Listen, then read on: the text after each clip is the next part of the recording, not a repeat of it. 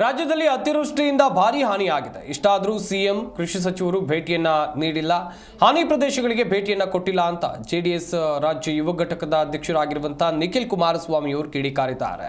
CM video conference ಬಿಟ್ಟರೆ ಬೇರೇನೂ ಮಾಡಿಲ್ಲ ಅಂತ ಆರೋಪಿಸಿದ್ದಾರೆ. ಎನ್ಡಿಆರ್ಎಫ್ ನಿಯಮ ತಿದ್ದುಪಡಿಗೆ ಕೇಂದ್ರದ ಮೇಲೆ ಒತ್ತಡ ಹಾಕಲಿ ಎಂಬ ಪ್ರಿಯಾಂಕ್ ಖರ್ಗೆ ಹೇಳಿಕೆಗೆ ನಿಖಿಲ್ ಕುಮಾರಸ್ವಾಮಿ ಪ್ರತಿಕ್ರಿಯಿಸಿದ್ದಾರೆ. ಹಾಗಾದ್ರೆ ಏನ್ ಹೇಳಿದ್ರು ನಿಖಿಲ್ ಕುಮಾರಸ್ವಾಮಿ, ಬನ್ನಿ ನೋಡೋಣ. ನಮ್ಗೆಲ್ರಿಗೂ ಗೊತ್ತಿದ್ದಾಗೆ ಆಗಸ್ಟ್ ತಿಂಗಳಲ್ಲಿ ಆಗಿರ್ತಕ್ಕಂಥ ಈ ಪ್ರಕರಣ ಅತಿವೃಷ್ಟಿ, ಇಲ್ಲಿಯವರೆಗೂ ರಾಜ್ಯದ ಮುಖ್ಯಮಂತ್ರಿಗಳು ಕೃಷ್ಣಾ ಕಚೇರಿಯಲ್ಲಿ ಕೂತು ಬಿಸಿ ಅಂದ್ರೆ ವಿಡಿಯೋ ಕಾನ್ಫರೆನ್ಸ್ ಮೂಲಕ ಇಲ್ಲಿರ್ತಕ್ಕಂಥ ಜಿಲ್ಲಾ ಆಡಳಿತ, ಜಿಲ್ಲೆಯ ಅಧಿಕಾರಿಗಳ ಜೊತೆ ಒಂದು ಚರ್ಚೆನ ಮಾಡಿದ್ದಾರೆ ಹೊರತುಪಡಿಸಿ ರಾಜ್ಯದಿಂದ ಕೃಷಿ ಸಚಿವರು ಇಲ್ಲಿವರೆಗೂ ಕೂಡ ಭೇಟಿಯನ್ನ ಕೊಟ್ಟಿಲ್ಲ. ಬಹುಶಃ ನಿಮ್ಗೆ ತಿಳಿದ ಮಟ್ಟಕ್ಕೆ ಸಂಸದರು ಕೂಡ ಏನು ಹೆಚ್ಚಾಗಿ ಈ ವಿಚಾರಕ್ಕೆ ಸಂಬಂಧಪಟ್ಟಂತೆ ಬಂದು ರೈತರ ಸಂಕಷ್ಟವನ್ನ ಆಲಿಸಿಲ್ಲ.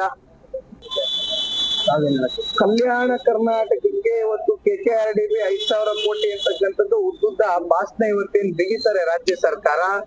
ಇಂಥ ಸಂಕಷ್ಟದ ದಿನಗಳಲ್ಲಿ ಒಂದು ವಿಶೇಷ ಪ್ಯಾಕೇಜ್ ಕೊಡುವ ಮೂಲಕ ರೈತರು ಇವತ್ತೇನು ಸಾಲಗಾರರಾಗಿದ್ದಾರೆ ಆ ಸಾಲದ ಹೊರೆಯಿಂದ ಅವ್ರನ್ನ ಮುಕ್ತರಾಗಿ ಮಾಡ್ಬೇಕು ಅಂತಕ್ಕಂಥದ್ದಾದ್ರೆ ಅವರ ಸಾಲ ಮನ್ನಾವು ಕೂಡ ಈ ಸಂದರ್ಭದಲ್ಲಿ ಮಾಡ್ತಕ್ಕಂಥದ್ದು ರಾಜ್ಯ ಸರ್ಕಾರ ಒಂದು ಸೂಕ್ತವಾದಂತ ನಿರ್ಣಯ ತಗೋಬೇಕು ಅಂತಕ್ಕಂಥದ್ದು ನಮ್ಮೆಲ್ಲರ ಒತ್ತಾಯ.